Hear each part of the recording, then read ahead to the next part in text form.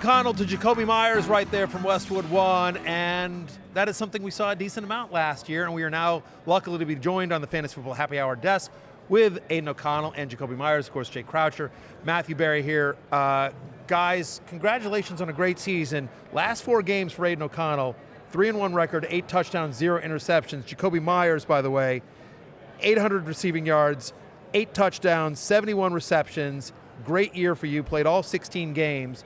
More importantly, 2 for 2 and a touchdown pass against the Chargers with a 99 QBR, by the way. I'm just saying, not for saying. Congratulations on a great season here. I'm curious, Aidan, because you're a rookie, obviously, you're coming out of your rookie year. At what point during the season did you know, like, hey, I've got something here with Jakobi? I think that was even before I was playing. We knew Copes was a special player. Copes' story is awesome, undrafted guy to start his rookie year and then obviously to have some great years and just played well all year for us, a reliable guy. I think if you saw him at practice, you wouldn't be surprised. Guy works his butt off at practice, and so he's a great player. He makes me look good a lot of the time. I appreciate you, bro. Yeah, well, that's nice. You guys got really good chemistry. Now, Matthew mentioned Jakobi about the 99 QBR against the Chargers. Now, Aidan's quarterback, you're a wide receiver. You actually have the superior passer rating for your career compared to Aidan. Is that something where you ever lobby to the coaches, like, Can we run more trick plays? I be whispering it here and there, you know what I mean? I ain't gonna say it too loud, but I definitely try to get mine in when I can. But when you watching somebody like Aidan, it's easy, you know what I mean? You just kind of go out there, do what he do, and they fall into place. In his career, Jakobi Meyers is 6 for 7 as a passer, 3 touchdowns. You have a perfect passer rating as a quarterback in the NFL. And I don't think people realize you were recruited as a quarterback out of high school. Yeah. Yes, sir. At what point did you think, was it like, okay, hey, maybe I'm going to a different direction? Because obviously, you're a fantastic wide receiver in the NFL as well. I'm not going. In college, I probably did terrible at quarterback. I think on like trick plays, I was like 0 for 6 maybe. You know what I mean? So I was like, all right, forget it. Let's just try again in the NFL, and it's all been working out since then. Okay. Well, the Super Bowl matchup obviously on Sunday. You guys had some success against the Chiefs this year, particularly when you went into Arrowhead and kind of trucked them. You really outplayed them. How do you think the Niners will attack the Chiefs, potentially taking some lessons out of how you guys beat them?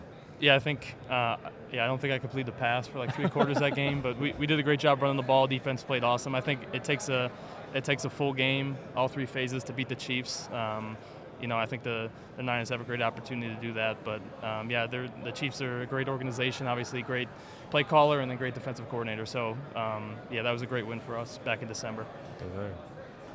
I want to talk a little bit about this season.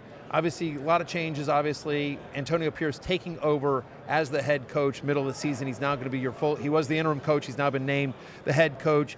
Talk to me about your thoughts on Coach Pierce. How did the team change when Coach Pierce was named the interim head coach? Obviously, you guys had a lot of success down the stretch. Just talk to me about what it's like playing for him and your expectations heading into next year. I feel like he came in and really let us be like who we are as people, as men. You know what I mean? And then we had another big change. We had Aidan come into a messy situation. You know what I mean? He handled it, wiped it up like Bounty. You know what I mean? But it was just real cool to see how they both stepped into their role and really stayed reliable, man, and helped push us through. So we went as they went, and you've seen the results. Yep. How did your comfort level, Aidan, grow over the course of the season? Obviously, you thrust into the starting role, and then by the end of the season, Matthew read out the stats. It really seemed like you came into your own. Yeah, I think, there's really no replication for the game reps. They're priceless, and I think even more than that, to string weeks of practice together where I get to get reps with Cobes or Tay or whoever it might be, and get to feel the timing rather than just watching it, I think was huge. And, from even before I was playing, these guys, instilled a lot of confidence in me and gave me a lot of support, the players and coaches alike. So, I have really, really great teammates, really great coaches, both players, but also, just men. There was some news happened recently this week where there was rumors that Cliff Kingsbury was going to be named the offensive coordinator under Coach Pierce. Ended up that not happening. He took a job in Washington as well. Have they talked to you at all about, has Coach Pierce talked to you guys or any of the position coaches talked to you guys about in terms of what you expect this offense to maybe look like next year, what they're hoping to find as Coach Pierce rounds out his staff? I would say the one thing he did tell us a lot last year was just being okay being uncomfortable. You know what I mean? So we probably don't get to sit in those meetings, and we probably don't know what the exact plan is going forward, but we do know whatever the situation is, we got to show up and ball. So that's the plan. Yep. Wanted to ask you guys about the Chargers game at the end of the season, which was, I think, one of the most just bizarre viewing experiences as fans. You guys just absolutely destroyed the Chargers, and it was 63-21 in the end. Just what was the experience playing that game, and did you just get a feel that, you guys could move the ball however you wanted in that game? Yeah, I think that was a Thursday night game. It was coming off our Minnesota game where we scored 0 points, and so it was, a tough couple days to just turn around. But I think for me, being a rookie, that was really my first time being like, the NFL is really wild, and it's any given day you got to bring the best you can to give yourself a chance to win. It was a perfect day all around for us. The defense scored a couple touchdowns, turned the ball over. The defense turned the ball over, and we got some turnovers on special teams. All stuff that we needed to make it a special game. Cobes was running it, throwing it, catching it, doing all that stuff. So we had a lot of good stuff going that day. I mean, this is what's crazy, right? So Aidan, you go 20 of 34, 240 yards, 4 touchdown passes, have an unbelievable game, and yet Jakobi 2 for 2 with a touchdown. Again, has a higher QBR than you in that game, of course. Also, to your point, he catches a touchdown from you as well in that game. I just want to ask you, like, Jakobi, what's it like being in a game where it just feels like everything's working, and at what point do you realize, like, holy crap, like, we're up by 40 points in this thing? Yeah, What's it's a game a crazy like that situation, man. That was a lot of fun, you feel me? And I think that's why we probably played like that, because everybody was on the sidelines having a lot of fun. So games where you get all the guys moving in the right direction, I think they normally turn out like that. It's fantastic. And I don't know if you remember this, but you and I met once before. Yep. I interviewed you at the NFL Rookie Premiere, and you told me you were a good juggler. Wow. I asked you to juggle something. I asked you to juggle little mini helmets, which you ended up doing and which we used on Sunday Night Football. So I wanted to see.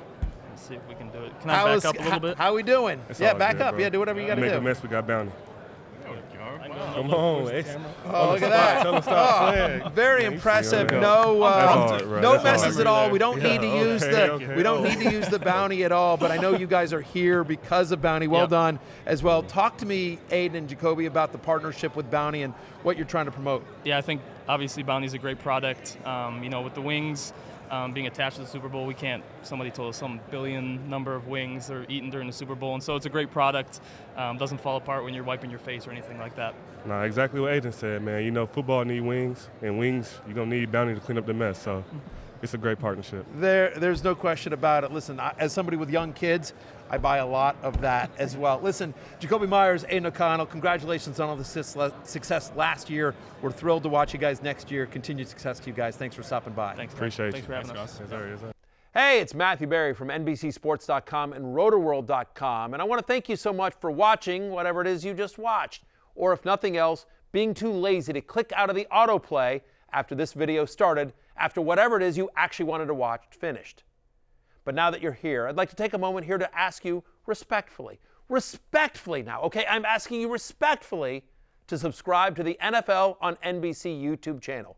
You'll get the latest RotoWorld fantasy news headlines, all sorts of great shows, including my own Fantasy Football Happy Hour. So go subscribe now. Again, I'm asking respectfully.